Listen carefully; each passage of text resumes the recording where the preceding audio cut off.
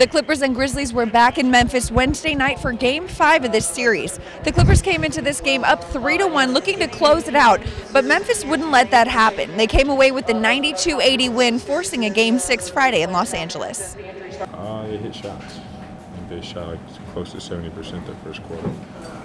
33 points or whatever it was. That was tough.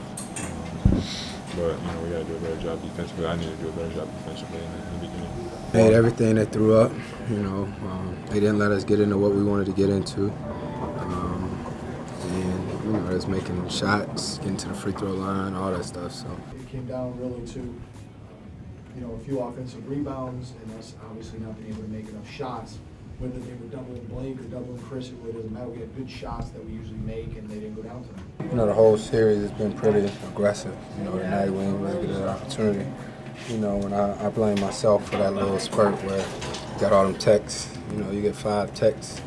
We got a little excited. Felt like a few things didn't go our way, but we got to control ourselves better.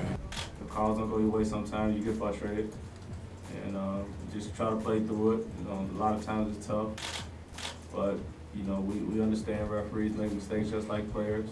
We just fight through it and try to move on. We got to do a better job of keeping our composure a little bit, but we're just trying to scramble and battle and try to get ourselves some type of rhythm and get back into the game. So, a couple things didn't go our way, but we kept fighting. I give the guys credit, but we know what we have to do. We got to get home, get some therapy, get rest, and then get back to work on Friday. It was a scary moment for this team. Blake Griffin had a hard fall with Marc Gasol on the baseline.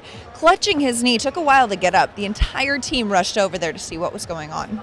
We couldn't see when he first went down, so we didn't know what was going on. And then once you saw JP, jump up off the bench like that and run on the court, you kind of knew something was going on because, he usually wait and don't want to use the timeout, but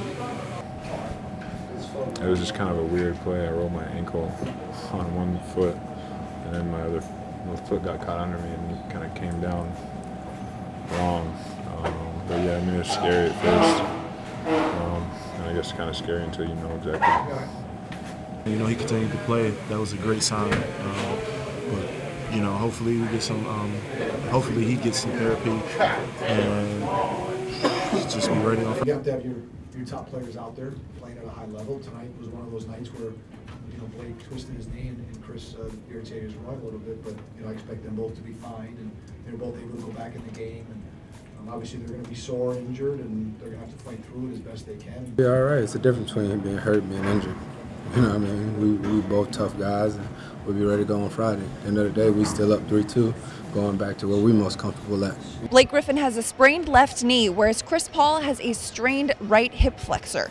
Both were able to return to the game after suffering their injuries, but will be reevaluated when they return to LA tomorrow. From Memphis, I'm Madeline Burke for LACtv. For more on the Clippers, check out clippers.com, and for ticket information, call 866-4-CLIPPERS.